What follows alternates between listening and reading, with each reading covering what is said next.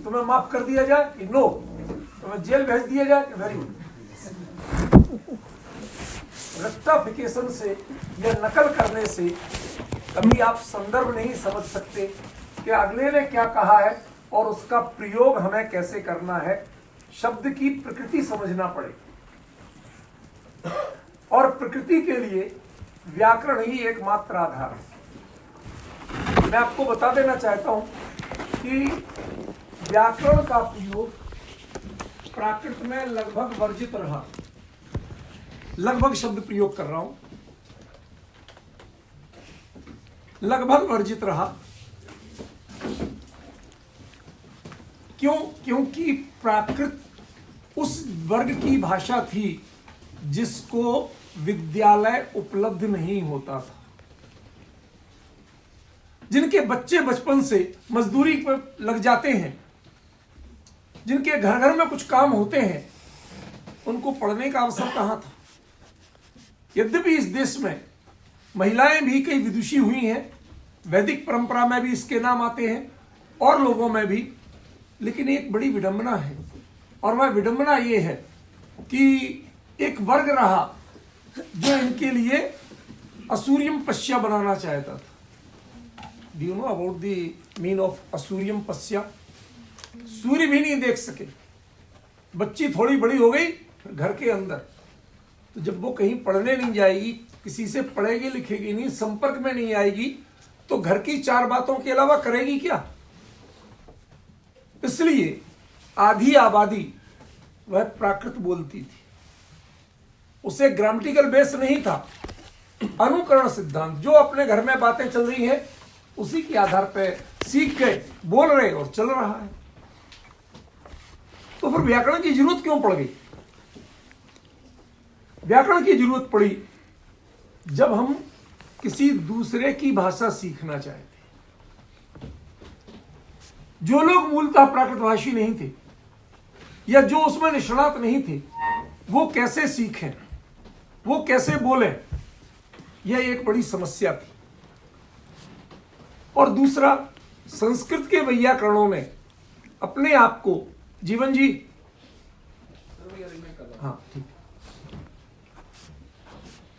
संस्कृत के वैयाकरणों ने व्याकरण के ग्रंथ लिखे।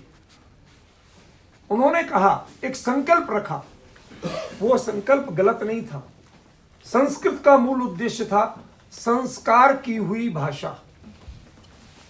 संस्कार किसका करोगे? यदि गेहूं नहीं होगा तो आटा किससे बनाओगे? आटा नहीं होगा तो रोटी या पूड़ी किससे बनाओगे? ये रोटी पूड़ी बनाना ये संस्कार है, और संस्कार के लिए कुछ रॉ मटेरियल भी तो चाहिए, आधारभूत सामग्री भी तो चाहिए। तो लोक जीवन के वही शब्द जो आम जनता के लोग बोलते थे, उन आम जनता के शब्दों को उन्होंने एक निश्चित प्रारूप दिया। मैं आज आपको कुछ ऐसी जानकारियां दूंगा कि जो सीधे सीधे व्याकरण से जुड़ी हुई तो नहीं है, लेकिन आपको फंडामेंटल जानकारियां मिलेंगी, आधारभूत जानकारी। पहली जानकारी कि इस देश का ही नहीं पूरी दुनिया का पहला शब्द किस वर्ण से शुरू हुआ होगा। ये तो आपने सुना है, मां से शुरू हुआ, सबने मदर बोला, मादार बोला, अलग अलग चले, मातृ, सब में मां है पहले। लेकिन मैं आपसे जानना चाहता हूं कि क्या जो पहला शब्द मां से शुरू हुआ, इसका कारण क्या है? सारी दुनिया में तो लोग संस्कृत नहीं जानते थे, सारी दुनिया में प्राकृत नहीं जानते थे। मदर तो शब्द जो है वो तो संस्कृत से कोई संबंध ही नहीं। फिर क्यों है ऐसा? मैं आज आपको उसका रहस्य बताऊं। बच्चे के दांत होते हैं, नवजात बच्चा जो छोटा है उसके दांत होते हैं, उसे जीभ मोड़ के बोलना आता है, उसे जीभ चलाना नहीं आता। जीभ का काम वो सिर्फ चूसने के लिए लेता है, जो भी चीज मिल गई उसको चूसेगा, इससे भी कुछ नहीं करेगा। ये चीज जानी है आपने, अनुभव की है ना। अब यदि वो सबसे ज्यादा उपयोग करना चाहता है, उसकी जो फ्लेक्सिबिलिटी है वो है होठों में, अधर और ओष्ठ। और एकमात्र वर्ण है जो होठों के मिलने से बनता है, वो है पावर्गीय वर्ण, पा फा बा भा मा। लेकिन इनमें प्योर होठों के मिलने से जो बनता है म। आप देखिए, ना दांत का काम है, ना जीभ का काम है, ना तालू का काम है, किसी का काम नहीं। गले से आवाज निकली, होठ मिले, होठ खुले और पहला वर्ण निकला मां। दिस कॉल्ड प्रकृति। यह है नेचर, जिसे बनाना नहीं पड़ा। समझिए, भारत में, प्लीज कीप क्वाइट, भारत में पिता के लिए बच्चे का पहला संपर्क मां से होता है। पहला वर्ण मां से शुरू, धीरे धीरे वह पिता से भी परिचित होता है। उसको बोलने के लिए सबसे आसान कोई वर्ण है तो वो है उसके बाद पा। देखिए, जीभ का कोई काम है, दांत का कोई काम है, तालू का कोई काम है, कुछ नहीं। गले से हवा आई और इन्होंने एक वर्ण बना दिया। ये थी प्रकृति। विश्व के तकरीबन देशों में माता और पिता से संबद्ध जो शब्द हैं वह इन दो वर्णों से शुरू हो रहे, क्योंकि बच्चे का पहला रिश्ता जो होता है वह इन दो लोगों से होता है, मां से और पिता से। यही है प्रकृति, जिसका आधार है प्राकृत, जिससे विकसित भाषा है प्राकृत। अब भाषा शब्द तो धीरे धीरे बन गए, संबोधन धीरे धीरे बन गए, लेकिन फिर जरूरत होती है उसे संस्कार करने की। बच्चा तो जैसा रहता है, माँ तो उसे मसाज करके, सब कुछ करके, कपड़े पहना के, तेल मालिश करके, माथे पे कहीं टीका लगाई, कुछ ना कुछ करके उसे कुछ बनाती है ना, कि नहीं बनाती। यही जरूरत लगी कि हम इसे पब्लिक के बीच में कैसे प्रस्तुत करें, कैसे इंट्रोड्यूस करें, कैसे परिचित कराएं भाषा का। जो शब्द तो चल रहे थे, छोटे छोटे वाक्य चल रहे थे, लेकिन उनकी व्यावहारिकता और वैज्ञानिकता कैसे बताएं। हमारे देश में शुरू से विदेश व्यापार होता था। एक शब्द चलता है सार्थवाह, नाम सुना हो आपने यदि, सार्थवाह। सार्थ कहते थे व्यापारियों के समूह को, और वाह कहते थे जो उसका लीडर होता है, लेके चलने वाला। हमारे यहां जैन परंपरा में जो है एक कोटि भट्ट श्रीपाल का नाम है, सुना होगा, वो भी एक सार्थवाह है। धन्य कुमार शालीभद्र, ये भी सार्थवाह थे, समझे ना। तो हम पहली परंपरा यदि प्राचीन जाने, जो समुद्र के रास्ते विदेश व्यापार करने जाते थे, अब वो वहां जाएंगे तो बोलेंगे कैसे। आपकी भाषा उन्हें समझ में नहीं आ रही, उनकी आपको समझ में नहीं आ रही। आप विश्वास नहीं करेंगे, इस देश में पहले जूता संस्कृति नहीं थी। ये जूते पहनने की परंपरा ये अफगानिस्तान से हमारे देश में आई। इसलिए आज भी आप किसी भी शूज की शॉप पर जाएंगे, जूता चप्पल की दुकान पर जाएंगे, वहां जो शब्द मिलेंगे वो सारे के सारे अफगानी भाषा के। आप कभी सुन सकते हैं आसानी से, कौन साइज देना, कभी जाए तो गौर करना, वो लोग ऐसा बोलते हैं। वो जितने शब्द हैं वो जूतों वगैरह के लिए जो परिचय है, जो अफगान में चलता था वो चल रहा है। आज भी पूरे देश में वही चलता है। आपकी साइजें बाद में बनी, ओरिजिनली कुछ और थी। यदि इस देश में आप भाषा के इतिहास को देखेंगे, शब्दों की यात्रा के इतिहास को देखेंगे, देश में तकरीबन शब्द सब जगह से गए हैं। विदेशों से भी बहुत आए और हमारे देश से भी बहुत गए। इस साइड प्लीज। ऐसा हुआ, मैं आपको कुछ जानकारी और देना चाहता हूं।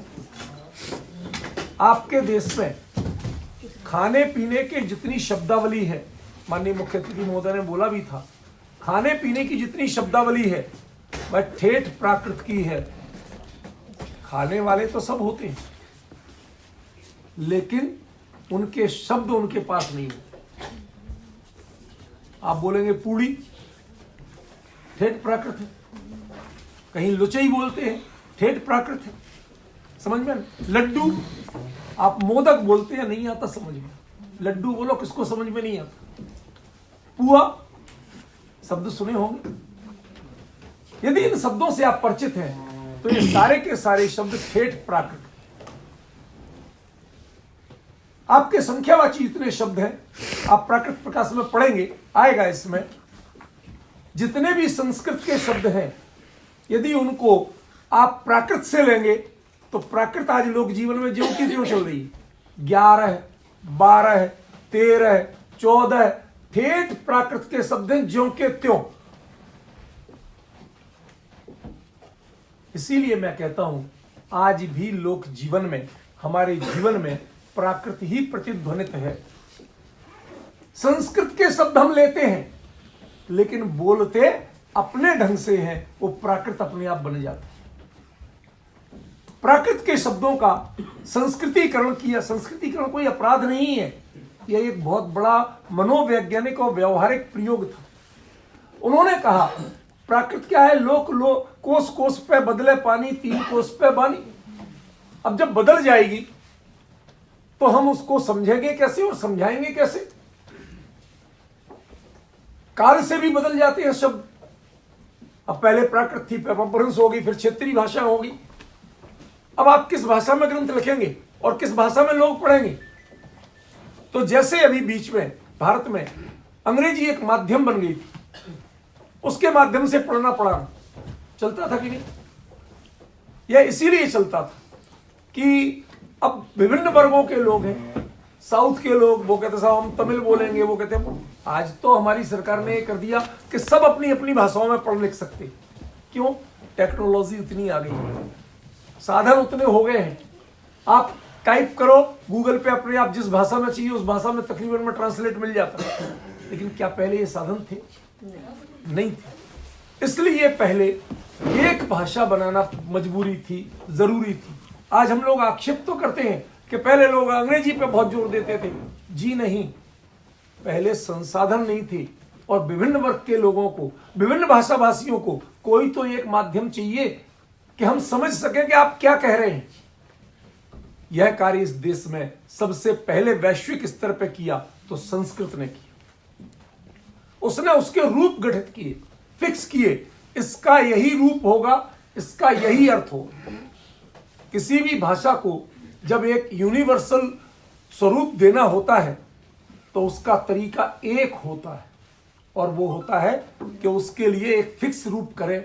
आप बोले जैसे भी, लेकिन पढ़ने और समझने के लिए उसको एक निश्चित रूप दिया। मैं इतनी बोझिल नहीं पढ़ा रहा हूं कि जिसमें आपको नींद आए। थोड़े जागरूक होकर सुनिए। अभी तो आपको बहुत कुछ कठिन चीजें सुनना, इस तरह से नहीं चलेगा। सावधान मुद्रा में सुनिए। संस्कृत ने भाषा को यूनिवर्सल बनाया। मैं पहली बार इटली जा रहा था, अल इटालिया की फ्लाइट में था। आदतन हिंदी में पूछ लिया हमारी सीट। उन्होंने कहा वेयर योर कार्ड, उसको बोर्डिंग कार्ड दिखाया। उसने कहा तत्रे। दूसरे ने पूछा, उसने अतरे। मैंने कहा ये क्या है भाई, ये तो हमारे अत्र और तत्र है, जो इटली में जाके अतरे तत्रे बन गए। अब डिफरेंस समझ में आ रहा आपको कि नहीं आ रहा? मैं ये वचन देता हूं, आपको बहुत रोचक बना के बताऊंगा, लेकिन आप लोगों का सहयोग भी मुझे अपेक्षित है कि आप सिंसियर होके, रुचि लेके पढ़ें, बोझ मत मानिए। ध्यान रखना, जिसने शिक्षा को बोझ माना वही गधा बना। शास्त्र को जो बोझ मानता है वो ढोता है, और जो जिज्ञासु होते हैं वो पढ़ते हैं और सीखते हैं। ठीक है ना? आपको सरल बनाऊंगा, लेकिन आपको ढोना नहीं है, सीखना है, पढ़ना है, एंजॉय करना। एंजॉय क्या होता है? इन और जॉय। पहले अंदर जाएगा कुछ, तब तो जॉय बाहर आएगा। आनंद आत्मा आनंदम ब्रह्मणो रूपम। आनंद तो आपका स्वरूप है। कुछ अंदर भेजिए और आनंद बाहर आए, तब समझना आपने कुछ सीखा है। और यदि थकान बाहर आए, समझ लेना आपने कुछ नहीं सीखा। मेरी कक्षा में लड्डू कोई मत मांगना, मैं क्लास से बाहर कर देता हूँ कि जा मुंह धो के आ। फिर वो अपमान नहीं सहना हो या उसमें बुरा लगता हो तो आप सावधान मुद्रा में सुनना। लड्डू मांगने माने जमाई लेते ना, मुंह गोल करते, तो इसलिए मैं कहता हूँ भाई लड्डू मत मांगो, ठीक है। छोटी छोटी बातें बोलूंगा हंसने के लिए, लेकिन अनुशासन में मैं बहुत सख्त हूँ, इसलिए मेरा सहयोग करना। मैं आपको बिल्कुल सम्मान से ही चर्चा करना चाहता हूँ, बोझ नहीं बनाना चाहता। प्राकृत को हमें समझना होगा कि उसने वर्ण तो उसने माने 64 और प्रयोग में माने 44। कितने? 44, 44। कैसे? आपको चेंज बताता हूं।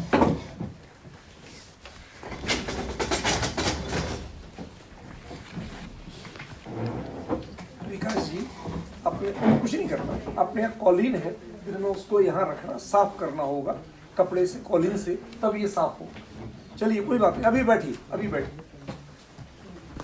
देखिए स्वर, व्यंजन और अयोगवान,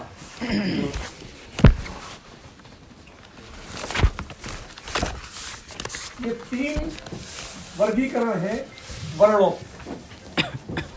वर्णों के कितने वर्गीकरण हैं? 3। स्वर, व्यंजन और अयोगवान। किसी से पूछा कि स्वर किसे कहते हैं कि जो मुंह से बाहर आते हैं, व्यंजन किसे कहते हैं जो मुंह के अंदर जाते हैं? ऐसा नहीं। स्वयं राजन्ते इति स्वरा, जो अपने आप बोले जा सकते हैं, उनको किसी की मदद की जरूरत नहीं है। अ, इ, उ, रि, लि, ए, ओ, ऐ, औ। आपको कहीं अब का बोलना है तो का हलंत है मूल, अब वो स्वर जोड़े बिना नहीं बोल सकते। चाहे वो का बोलो, चाहे का बोलो, चाहे की बोलो, चाहे की बोलो, कु बोलो, उ बोलो, वो अकेला आप बोल के दिखाओ तो जाने। हमारे जो पंजाबी भाषाभाषी है उनका एक रहस्य बताता हूं आपको। वो बड़े चतुर हैं। जहां भी हलंत वर्ण से शुरू होता है शब्द, वो उसको स्वरांत बना देते। आप बोलते हैं स्कूल, तो बोलेंगे सकूल। समस्या दोनों की है, आप पहले ही जोड़ रहे हैं, वो बाद में आ जोड़ रहे हैं। स्कूल जो लिखा है आपने, मैं दृष्टांत तो कहीं से भी दूंगा, उसके लिए आप ऐसा मत सोचिए। स्कूल में ई है नहीं है, फिर बोल कैसे रहे आप? क्योंकि स्वर ही अपने आप बोले जाते हैं, व्यंजन अपने आप बोले नहीं जाते, आपसे उच्चारण करते नहीं बनेगा। स्वर के बिना उनका उच्चारण नहीं कर पाएंगे। अब डिफरेंस समझ में आया, आधार समझ में आया कि स्वर और व्यंजन क्या है, ठीक है ना। और तीसरे है अयोगवाह, जिसमें स्वर भी है, जिसमें व्यंजन भी है, उसके बाद भी तीसरे कुछ आके योगम विना ना वहंती, वो अपने आप में बोले नहीं जा सकते। जैसे बोल के बताओ, विसर्ग तो उच्चारण नहीं है उसका, विसर्ग तो नाम है। बोल के बताओ इसको। नहीं बोल पाएंगे। कब बोल पाएंगे? मैं लिख दूं, अब बोल पाओगे आप। रामः योगम विना ये ना प्रयुज्यन्ते, उनको किसी से जोड़ने का चाहिए। नहीं जोड़ोगे तो आप यूज नहीं कर पाओ, बोल नहीं पाओ। प्रॉब्लम समझ में आ रही? कितना बड़ा अंतर है। तो ये 3 वर्गीकरण हो गए, एक स्वर, एक व्यंजन, एक अयोगवाह। अब मैं इनके बारे में आपको शॉर्ट में बताता हूं। स्वर मूल में कम है आ, ई, उ, री, लि, ए, ओ, ऐ, औ। मूल में यही 9 स्वर हैं। कितने हैं? 9 स्वर हैं मूल में। अब उसके बाद इनको ह्रस्व, दीर्घ, पुलुत, क्या किया जाएगा? ह्रस्व, दीर्घ और प्लुत। आज ये फंडामेंटल क्लास है एकदम, इसमें बेसिक की जानकारी नहीं देंगे तो ग्रामर नहीं पढ़ा सकते। ह्रस्व क्या है? वो हम एक मात्र मत बोलिए, मैं बताऊंगा आपको, क्योंकि मैं जिस कॉन्सेप्ट से बताऊंगा वो थोड़ा सा भिन्न हो सकता है। आप व्याकरण के ही आचार्य हैं हमारे विश्वविद्यालय के, बहुत ही योग्य, तो स्वाभाविक है संस्कृत विभाग में ही जो व्याकरण विभाग है उसमें आप अध्यापक हैं और हमारे यहाँ इसी यूनिवर्सिटी के पहले छात्र भी रहे हैं, बोलेंगे स्वाभाविक है। लेकिन मैं जो बताना चाहूँ थोड़ा सा डिफरेंट वे में। ह्रस्व क्या है? जिसके लिए कोई स्पेशल एफर्ट नहीं करना, मिनिमम जो वायु निकलती है कंठ से उससे जो निकल जाएगा वो ह्रस्व है। आ, ई, उ, जोर नहीं लग रहा, लेकिन आ जोर लगाना पड़ा कि नहीं लगाना पड़ा, तब निकलेगा। तो प्राणवायु की स्वाभाविक दिशा वह ह्रस्व है। प्राणवायु का अतिरिक्त वेग वह दीर्घ है और अत्यधिक वेग वो प्लुत है। मैं कॉन्सेप्ट से बता रहा हूं आपको। सबसे कम जैसी निकल रही वैसी निकल जाए ह्रस्व। लेकिन जब भी आप थोड़ा जोर पड़े, लगे कि हाँ हम बोल रहे हैं, तो वो दीर्घ होगा। अब समस्या क्या है? संस्कृत वाले वो तो जितने हमारे हैं वो इनमें ह्रस्व ही नहीं मानते। क्यों मेहमा जी, गलत कह रहा हूं? लेकिन प्राकृत मानती है इनको ह्रस्व रूप भी। आज आपको बताऊं, एक प्रोफेसर विश्व प्रसाद जैन थे, भाषा विज्ञान के ही विद्वान थे। उनका पूरा का पूरा आर्टिकल है कि यदि तुलसीदास जी के रामचरितमानस में इन वर्णों का ह्रस्व रूप नहीं लिया जाए तो कई शब्दों के अर्थ ही गायब हो जाए।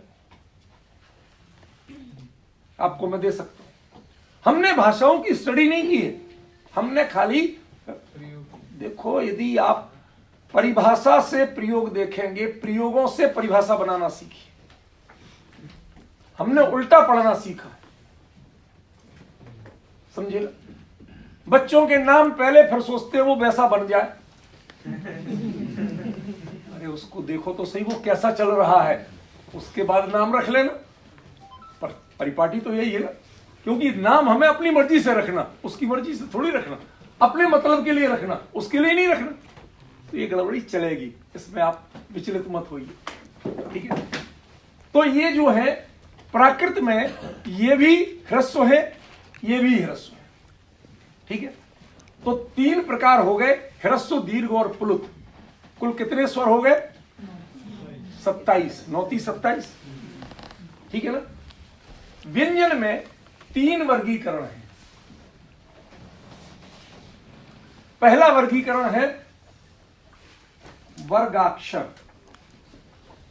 इसमें का वर्ग, टा वर्ग, टा वर्ग, पा वर्ग, चा वर्ग और है बीच में। का, चा, टा, ता, पा। का वर्ग का, खा, गा, घंगे। चा वर्ग चा, छा, जा, झा, ये। पवन जी ऐसा कौन था चलेगा? सुनो, टा वर्ग टाठा डाढ़ाना सब लिखूंगा नहीं, आप लोग सब प्रबुद्ध हैं, ये बेसिक चीजें नहीं जानते ऐसा थोड़ी। ता वर्ग ताथा दाधाना, पा वर्ग पाफा पाफा मा। कितने हो गए? 25 हो गए ना, ठीक है ना? चलो 25 ही हो गए शॉर्ट में। फिर दूसरे इसके बाद में यण, या, रा, ला, वा। आपको बताऊं, संस्कृत वैयाकरणों ने इनको अल्प प्राणों में सबसे अल्प प्राण माना है। माने आपके लिए सबसे कम एफर्ट करना है। या, व, र, ल, ज्यादा एफर्ट नहीं करना, सबसे कोमल वर्ण माने गए, इसलिए इनका वर्गीकरण यण में अलग कर दिया। इनके विपरीत तीसरा वर्गीकरण है शल। शा, शा, सा और हा। 4 अयोग वाह माने गए। एक अनुस्वार, विसर्ग, जिह्वामूली और उपध्मानी। अब आप मानते होंगे कि ये तो आपने शायद कभी सुना ही नहीं है, कई लोगों ने, बहुत रेयर लोग जानते हो, पर ये सब होते, आप प्रयोग भी करते, ठीक है ना, सब करते। मैं अभी समझाऊंगा, आपको समझ में आएगा। आगे की जो आकृति आपने बनाई है जिह्वामूली की, उसको क्या कहेंगे? ये जिह्वामूली उपध्मानी है, क्योंकि सर व्याकरण थोड़ा सा सेम ही है, वो वर्ग के साथ नहीं है। मैं वही बता रहा हूं, अभी आपको क्लियर करूंगा। सुनिए, ये सब क्या है? ये अनुस्वार तो किसी के ऊपर भी लगा दो, ठीक है ना। विसर्ग ये संस्कृत में ही अकेले प्रयोग करते हैं, अनुस्वार तो हिंदी में भी करते हैं, ठीक है ना। ये जिह्वामूली और उपध्मानी क्या है? का वर्ग के साथ जब बीच में बलाघात होता है तो जो उच्चारण की प्रवृत्ति होती है उसे जिह्वामूलीय कहते हैं। जिह्वा माने जीभ और मूल माने जड़, इसका उच्चारण जीभ की जड़ से आता है। निकांक्षित, आपका एक शब्द है ना निकांक्षितम, संकेत निकांक्षित। अभी आप हमें मत सिखाइए, समझ गए ना। हम आपसे जेंडर सर नहीं पूछ रहे, मैंने आपको अपना जो पढ़ा रहा हूं वो बता रहा हूं, ठीक है। क्या अंतर हुआ? निकांक्षित, क्यों? का वर्ग के साथ आ रहा है, संकेत में वर्ग ही बदल गया, संकेत में शल आ गया, हमें का वर्ग के साथ। जो का वर्ग के साथ पहले थोड़ा सा जोर लगा के बोला जाता है उसको कहते हैं जिह्वामूली, ठीक है ना। और पा वर्ग के साथ जब ऐसा जोर लगा के बोला जाता है तो उसको कहते हैं उपध्मानी। तथा प्रकारेण, तो ये जो आता है पा वर्ग के साथ जब थोड़ा संयुक्त व्यंजन जैसा या स्वर वो विसर्ग जैसा उच्चारण जो होता है उसको नाम दिया गया उपध्मानी। ये सिर्फ सुनना है, आपको जानना है कि हाँ ये होता है, दैट्स इट। अब देखिए, जो संस्कृत के ये प्रयोग थे प्राकृत ने भी मूल में माने। प्राकृत कहते हैं 33 व्यंजनाएं, व्यंजन कितने हैं? 33। देखिए आप 25, 4 और 4 कितने हो गए? 33। आचार्य वीरसेन स्वामी धवला ग्रंथ में देते हैं 33 व्यंजनाएं 27 हवंती संवत्सरा, सारे स्वर कितने हैं? 27। क्लियर हो गए? चत्तारी अजोगवः,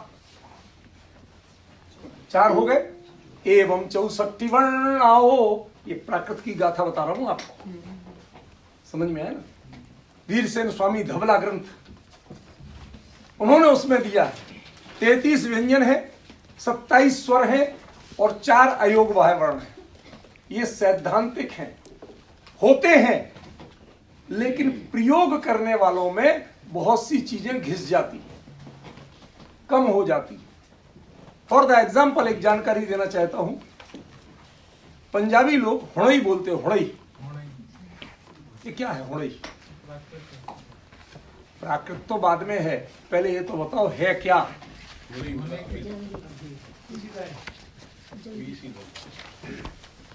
अधुनैव मूल शब्द था संस्कृत का, अधुना एव, ठीक है ना। तो प्राकृत में धाको हा हो जाता है, ठीक है। तो इसको कर दो हा, आका कर दिया लोग संक्षिप्तीकरण, और इन सबको मिला के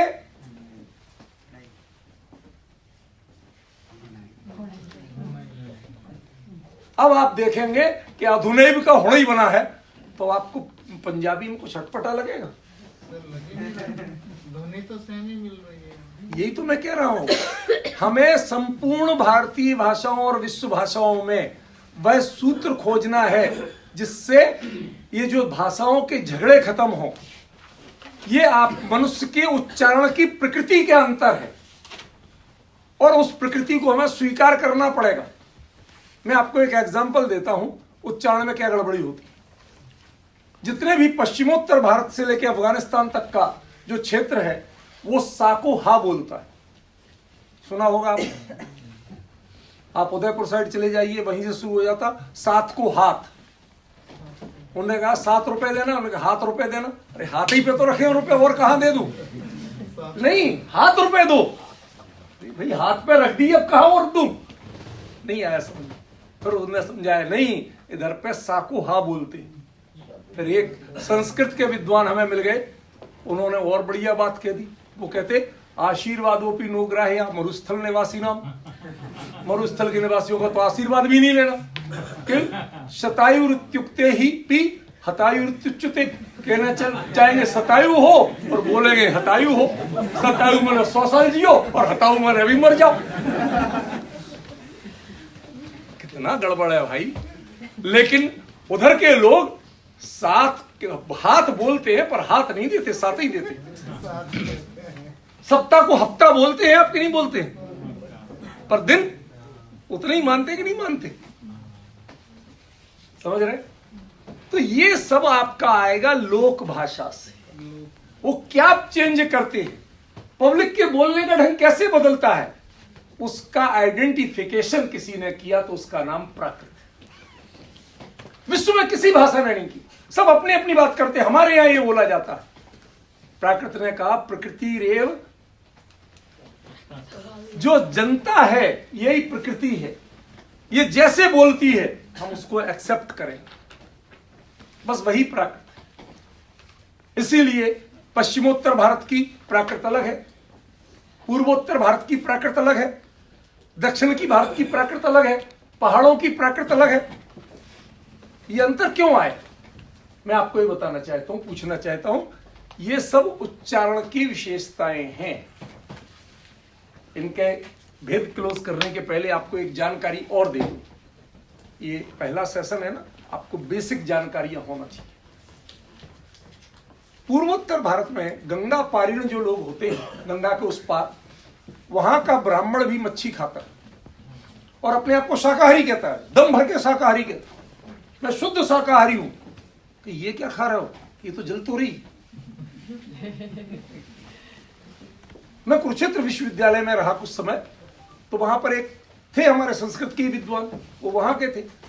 अब बहुत दिन हम लोग एक ही जगह भोजन करते, सब करते थे। उस दिन कहते यार बहुत कमजोर पड़ गया।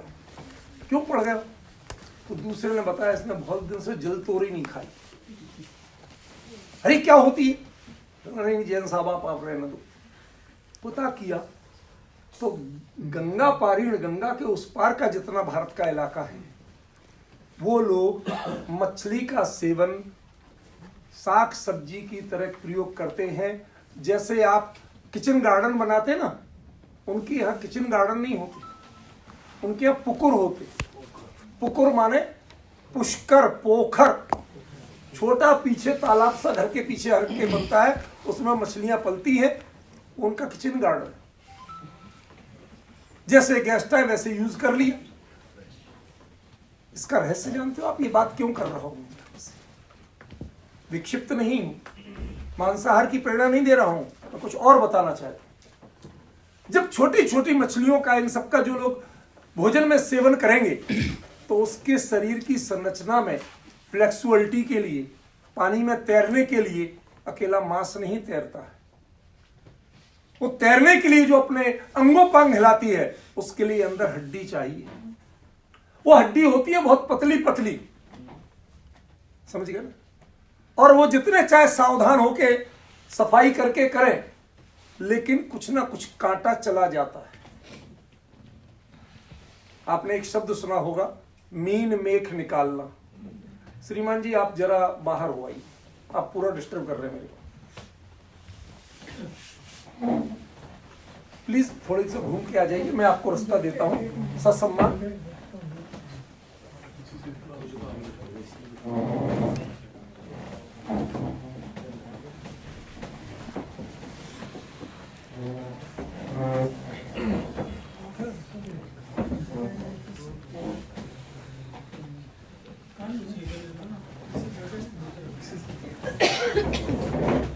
आप इनको एक बार जगह दे दीजिए, तो फिर आके साइड में बैठ जाएंगे।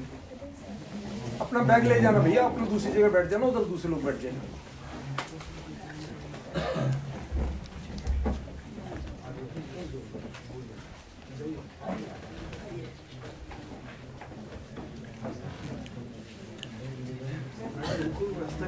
रास्ता दे दीजिए पहले, जल्दी आगे बढ़ने की क्यों कोशिश करते हैं? असल में मेरे लिए एकाग्रता भंग होती है जब सामने बैठ के लोग सो रहे हों, मैं नहीं पढ़ा सकता। मैं पूरी जागरूकता के साथ पढ़ाता हूँ, तो आप लोगों के लिए भी जागरूक होकर ही पढ़ना जरूरी है।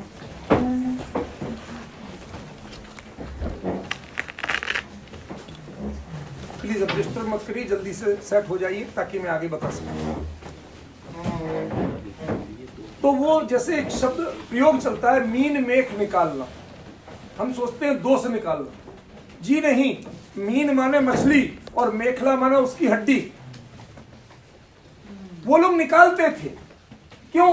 जरा सी असावधानी हुई तो मुंह के अंदर जाएगी, वो कांटे की तरह होती है, सुई की तरह, तालू में छेद कर देगी, फिर भी चली जाती थी। तो उन लोगों ने बांग्ला पान खाना शुरू की। अपने मुंह की लात और पान में लगने वाला जो कड़वा रस और कत्था है, वह जख्म को भरने का बेहतरीन इलाज है। इसलिए बिहार बंगाल के उधर के सब लोग पान खाते। अब आप सोचिए कि मुंह में पान भरा हो तो आ निकलेगा कि ओ?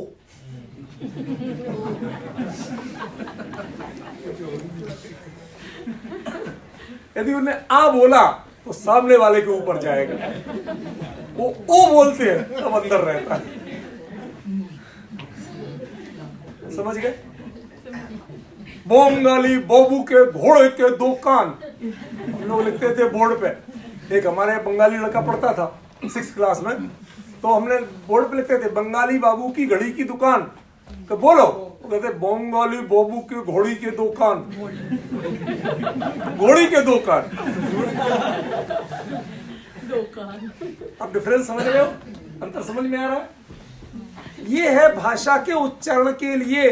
भोजन की प्रविधियों का भी अंतर है, जलवायु की प्रविधियों का अंतर है। पहाड़ में जो रहते हैं वो गरम गरम चीजें तो खूब पीते हैं, लेकिन पानी बहुत कम पीते हैं। पानी की कमी से जुकाम सूखता है। नासिक के वर्णों का उच्चारण नहीं होता है सही, वो ना नहीं बोल पाएंगे, न्या। ये या का प्रयोग ही तो पैसाची प्राकृत। ओ का तालव विशा का प्रयोग ये मागधी प्राकृत है, बाकी कोई अंतर ही नहीं, सब प्राकृत एक जैसी हैं। क्षेत्रीयता और काल के छोटे छोटे अंतर आते हैं और उससे प्राकृत के रूप बदल जाते हैं। लेकिन इनका मनोरंजन कीजिए, जानिए ये कौन है, उससे हम मनोरंजन करते थे। घड़ी को घोड़ी कहलवाते थे, दुकान को दुकान कहलवाते थे, हंसते थे सब। लेकिन धीरे धीरे आज हमें समझ में आता है कि यह आपकी जीवन शैली ने, आपके खान पान ने, उसने या प्रकृति पर्यावरण ने, आपके शब्द वही थे, उच्चारण का ढंग बदला था। हमने उसे नई भाषा मान ली। भाषा नहीं थी, भाषा वही थी, लेकिन बदला क्या था? उच्चारण का ढंग बदला था। हर कोई वैसे ही नहीं बोल सकता, बदल के बोलता है। प्राकृत और कुछ नहीं है। इसीलिए प्राकृत ने इन जो 5 वर्ण थे हर वर्ग के, उसके आखिरी जो अनुनासिक वर्ण थे, अनुनासिक माने ए, ये, णे, ने, ये जो है, इनमें से मात्र 2 बचे प्राकृत में, एक म और एक ण। इन 2 के अलावा किसी को मान्यता नहीं। यहां भी प्रयोग नहीं होगा, यहां बदले हुए पैसाची में मिलेगा, लेकिन मूल में नहीं होगा। जरा इसको कंट्रोल करना। जीवन जी है क्या?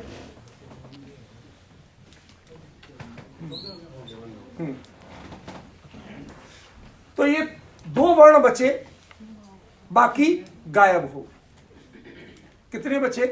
2। इनमें से 25 थे ना, 2 गायब कर, 3 गायब कर दिए, 22 बचे। ठीक है, यारा लावा ये सबसे आसान है बोलने में, एक भी गायब नहीं, पूरे के पूरे बचे। लेकिन शासा साहा इनमें मात्र 2 बचे, ये 2 नहीं। क्यों? अच्छे से अच्छे विद्वान को बुलवा के देख लीजिए, वो शरीफा मुश्किल ही से बोल पाता, कोई शरीफ होगा तो बोल पाएगा, वरना सब कहते हैं शरीफा, बोलते कि नहीं बोलते। तो जब आप बोल ही नहीं पाते हो तो जबरदस्ती के शब्द रख के, वर्ण रख के क्या करेंगे हम? तो प्राकृत ने कह दिया प्रयोगता ये कम हो गए, और इनमें से 3 कम हो गए, सिर्फ 1 रहा। ठीक है, समझ गए? ये तो हो गया व्यंजनों का और अयोगवाह का, और इनमें से ये 2 कम हो गए और ये 2 कम हो गए। री, सच बताइए, री में जो रा बोल रहे हैं आप, वो स्वर है या व्यंजन है?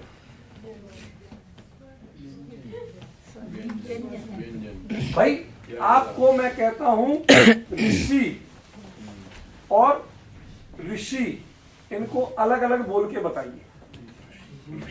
हमारे बैरवा जी भले ही बोल लें, बाकी अच्छे अच्छे लोग नहीं बोल सकते, दोनों का उच्चारण एक जैसा होता है।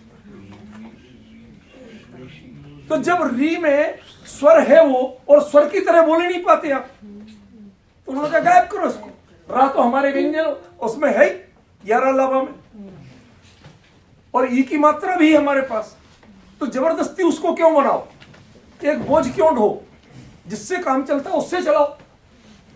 ठीक है ना? तो ऐसे लिरी, लिरी में ला है, तो उन्होंने कहा गायब करो, छोड़ो, फालतू का बोझ नहीं ढोना हमें, जितना जरूरत है उतना ही लो। ठीक है ना? ऐसी ऐ और औ मैं आपसे पूछना चाहता हूं, इनमें और उनमें क्या अंतर है उच्चारण में? साउथ में चलता है ना अयो, तो उसमें ऐसा बोलते हैं आई या ऐसा बोलते हैं आई?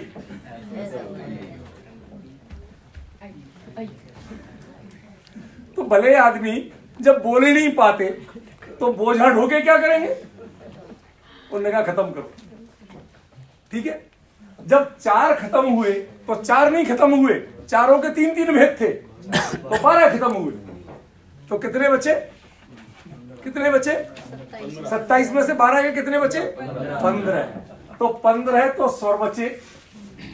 ठीक है ना? इनमें से 3 यहां खत्म हुए और 3 यहां, 2 यहां खत्म हुए और 3 यहां खत्म हुए, 3 3 6 2 8, कितने बचे? 33 में से 8, कुल मिला के आप जब टोटल करेंगे तो 44 वर्ण ही बचेंगे। प्राकृत कहती है कि भाई हमारे पास जो क्राउड है, जो जनता है, जो प्रकृति है, वो इसका प्रयोग करना नहीं जानती। जब वो प्रयोग ही नहीं जानती है तो उस पर हम जबरदस्ती थोपे कि तू ये ही बोल, मेढक से कहो, तो वो तो टर रही बोले, जो भी जैसा चाहे बोलवा लो। कुछ विशुद्ध विद्वान मिले मुझे, कहते मेरे घर में मेरा कुत्ता और बिल्ली अपना नाम लेना जानते हैं। भाई कैसे सिखाया? कि बिल्ली का नाम म्याऊ रख दिया और कुत्ते का नाम भौमो रख दिया। तो बोलेंगे ही। मतलब आपने क्या किया? उनकी प्रकृति को अपनाया या उनकी प्रकृति को बदला? अपनाया ना। बस प्रकृति यही तो कहती है, और क्या कहती? वो किसी भाषा का विरोध नहीं करती, वो कहती है पब्लिक को बोलने की अनुमति दो। तुम भाषा को इतना बोझ मत बनाओ कि पब्लिक बोल ही नहीं पाए। प्रॉब्लम समझ में आई? ठीक है, हम शास्त्रीय ढंग से पढ़ते हैं, संस्कृत में इतने वर्ण है, प्राकृत में इतने वर्ण है, इसमें ये नहीं, बोझ मत बनाओ। समझो कि ऐसा क्यों है। हमारे देश में कभी भाषाओं का विरोध नहीं था। अभी वो बोल रहे थे कुलपति जी, दुष्यंत संस्कृत में बोल रहा है, शकुंतला प्राकृत में बोल रही है, पहली बार मिले हैं। यदि दोनों भाषाएं नहीं जानते होते, प्रैक्टिस होना अलग चीज है, जानते नहीं होते तो दुष्यंत की बात शकुंतला को कैसे समझ में आती और शकुंतला दुष्यंत का उत्तर कैसे देती? और फिर प्रणय भी हो गया तो बिना ही बातचीत के हो गया था, बिना ही समझे हो गया था। अब डिफरेंस समझिए, ये देश में विरोध नहीं था भाषाओं का, ये कल्पित विरोध खड़ा किया गया है भाषाओं का, समझिए आप। इसलिए थोड़ा सा हमें कोऑपरेट करेंगे तो आपको मैं बता सकूंगा, क्योंकि यहाँ माइक भी नहीं चलना है, इसी पे सारा जोर दे के बोलना है और मुझे 10 दिन चलाना है। इसलिए प्लीज आप लोग अधिकतम सहयोग करिए ताकि मैं आपको बता सकूं, ठीक है। अभी मैंने व्याकरण शुरू भी नहीं किया है, शुरू करूंगा। अभी मेरे पास सही 15 मिनट है, 15 मिनट में मैं वहां तक आऊंगा। पर अभी आपको एक चीज तो समझ में आ गई कि प्राकृत में वर्णों में क्या गड़बड़ झाला होता है, क्या घालमेल होता है। वो गड़बड़ नहीं है, गड़बड़ी यहाँ है, वहां गड़बड़ी नहीं, क्योंकि भाषा के संस्कृत के विद्वानों ने उच्चारण के आभ्यंतर और बाह्य प्रयत्न बताए, स्थान बताए। अकुई विसर्जनीयाम कंठा, आ कु हावर्ण, इनका कंठ स्थान है। अब आप प्रैक्टिकल बोल के देख लीजिए। मेरे एक मित्र थे, उनकी बिटिया बहुत अरबपति थे और उनकी बिटिया भी बहुत सुंदर सब कुछ, लेकिन वो तुतलाती थी, टावर को टावर बोलती थी। अब वो तो अच्छा, उसको पैसा है इतना, कोई परवाह नहीं, कोई शर्म नहीं, बोलते जैसे बोलते। तो मैंने एक दिन उसको पूछा अकेले में, निकी बिटिया एक चीज बताओ, तुम्हारा ये तुतलाना ठीक हो? अंकल अब आप भी पीछे पड़ गए मेरे नहीं। मैंने कहा नहीं, मैं मजाक नहीं कर रहा हूँ, सीरियसली बोल रहा हूँ। कहते दुनिया भर के डॉक्टरों को दिखा लिया, आपको पता है पापा 50 लाख रुपए से ऊपर खर्च कर चुके हैं, थे उनके पास अरबों रुपए, इतना खर्च कर चुके हैं और नहीं हुआ। हमने कहा हमारे पाणिनि आचार्य हैं एक, वो 1 मिनट में ठीक कर सकते हैं, कि कैसे होगा। हमने कहा देख लो किसका उच्चारण स्थान क्या है, पहले जगह पहचानो। हमने कहा तालु ऊपर है, मूर्धा और ऊपर है, जानते हो तालु, ये जगह दांतों की जड़ जो ऊपर होती है ना, उसको तालु बोलते हैं, और उसके ऊपर जो हार्ड के बीच में सॉफ्ट हिस्सा होता है उसे मूर्धा बोलते हैं। जीभ जब मुड़ के, पूरी नहीं मुड़ती, उल्टी नहीं मुड़ती, हल्की मुड़ के ऊपर टच करती है, चा छा जा झा। कोशिश करिए, घबराते क्यों है? ये प्राकृत तो प्रकृति से जुड़ी हुई है, यदि आप प्रैक्टिस नहीं करेंगे तो आपको कभी समझ में नहीं आएगी कि क्या बता रहा हूं। चा छा जा झा, यहीं तक रहा ना। अब यहां तो प्राकृत ने गायब कर दी, 4 तो अपनी जगह है। अच्छा, टा जीव मुड़ेगी, मुड़ेगी, अब वो ऊपर टच करके नहीं बोल सकते। टा ठा डा ढा ण, आसान हुआ। अब ता के लिए दांत को जीव लगेगी, ता था दा धा न। मैंने उसको कहा बिटिया अपनी उंगली ले, धो ले, जीभ को पकड़ ले, उसको मुड़ने नहीं देना है, अब बोल के देख। तो उसके मुंह से लगा ता, ऐसे करके नाचने लगी। अरे मैं बोल सकती हूं। हमने कि तेरे सिस्टम में कोई खराबी नहीं थी, प्रैक्टिस में खराबी थी। समझ में? सही प्रैक्टिस करिए, आ जाएगा। संस्कृत के विद्वानों ने, आचार्यों ने आपके हरेक के उच्चारण स्थान और प्रयत्न दिए, कैसे बोलना, बहुत विस्तृत है वो वर्णन, वो नहीं बताऊंगा मैं आपको। लेकिन एक चीज जान लेना कि वो थ्योरिकली सही है, प्रैक्टिकली पब्लिक ही सही है। पब्लिक जैसे बोलती है बोलेगी वैसे ही। पंचों की आज्ञा शर्मा थे, पतनाला वहीं गिरेगा। ये वास्तविकता है। आप जितनी चाहे कोशिश कर लीजिए, कई शब्द जो आपको, कई वर्ण जो आपको ढंग से बोलना नहीं आते, जैसे बोलते वैसे ही बोले, होता है ना। प्राकृत कहती है कि अल्टीमेटली समझ तो गए ना कि क्या बोला। आजकल हमारे बच्चों में एक कॉमन डायलॉग है, आखिर आप समझ तो गए ना, तो बहस क्यों कर रहे हैं कि ये क्यों बोला। चलता कि नहीं चलता? समझ गए ना। जब अभिप्राय समझ में आ गया तो भाषा पे बहस नहीं करना, आज की पीढ़ी कहती है। कहती है कि नहीं कहती है? व्यास जी कहती है, प्राकृत यही तो कहती है, और क्या कहती है? कि यदि भाषा का मूल उद्देश्य है विचारों का संप्रेषण, मैं क्या कहना चाहता हूं सामने वाले तक पहुंचना चाहिए, समझ में आना चाहिए, यदि वो प्रोसेस संपन्न हो गई तो नतीजा तो निकल आया। अब आपने ढंग से किया था कि नहीं किया था, इस पे क्यों परेशान हो? समझ गए? इस कॉल्ड प्राकृत। आपके उच्चारण की प्रविधि को जो स्वीकार करती है, जो उस पर थोपती नहीं है। माध्यम एक माध्यम है। आप ट्रेन में जाएं, जनरल डिब्बे में पहुंच जाएं तो पहले पहुंचेंगे कि देर से? तो एक ही टाइम से। एसी फर्स्ट क्लास वाला कह रहा है मैं एसी फर्स्ट क्लास में, तो जनरल डिब्बे में आया, उतर पट्टे दोनों एक साथ ही रहे स्टेशन पे। यदि हमारा लक्ष्य एक है और गंतव्य पे हम एक साथ पहुंच रहे हैं, तो फिर ये ऊंच नीच का भेद क्यों है? ये बढ़िया और ये खराब क्यों है? उद्देश्य तो ट्रेन में बैठने का दोनों का एक था ना, कि वहां पहुंचे।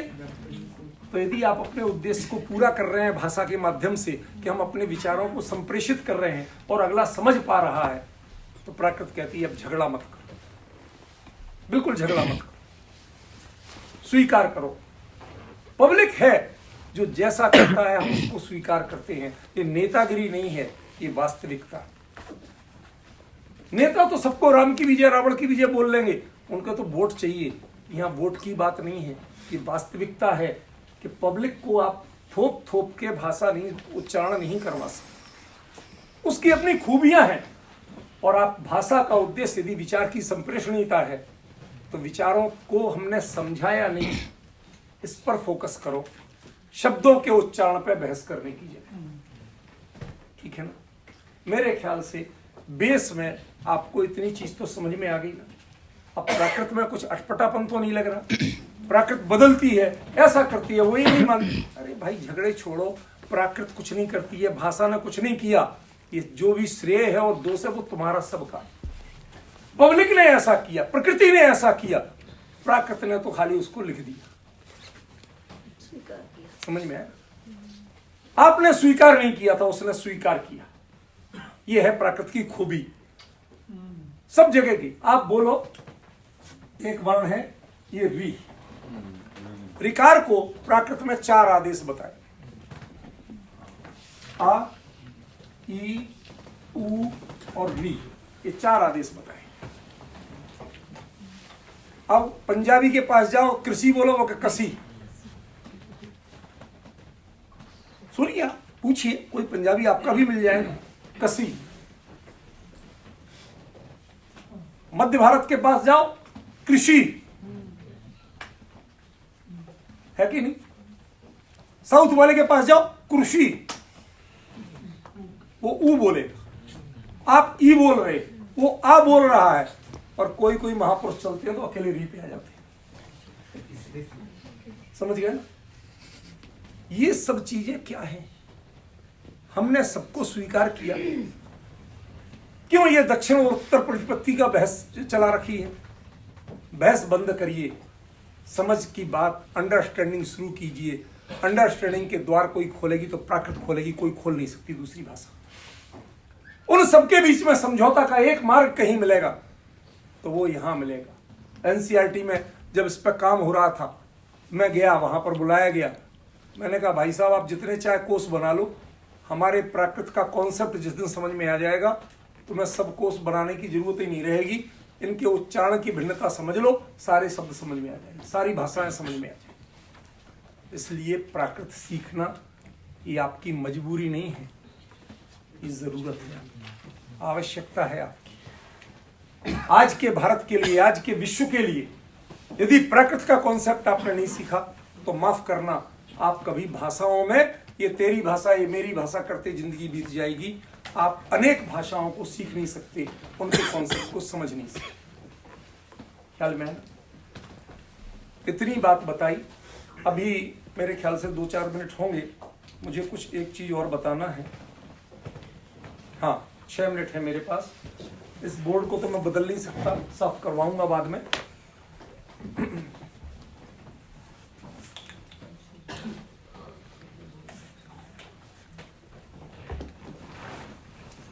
व्याकरण में कुछ चीजें हैं जो आपको जानना हो। अब हम सीधा प्रयोग करेंगे ग्रंथ लेके, तो पहले थोड़े उनकी फंडामेंटल नॉलेज तो ले लें। पहली चीज है, उसमें आएगा अधिकार सूत्र। भाई ये दिव्य ध्वनि नहीं हो, यहाँ पर ध्यान रखें, या मोबाइल साइलेंट करके ही अंदर आए कोई।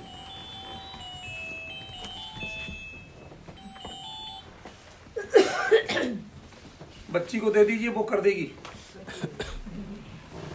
सुनिए, अधिकार सूत्र वो है जो अपने आप में किसी शब्द का रूप बनाना या कोई भी नियम नहीं बनाता, वो सूचना देता है।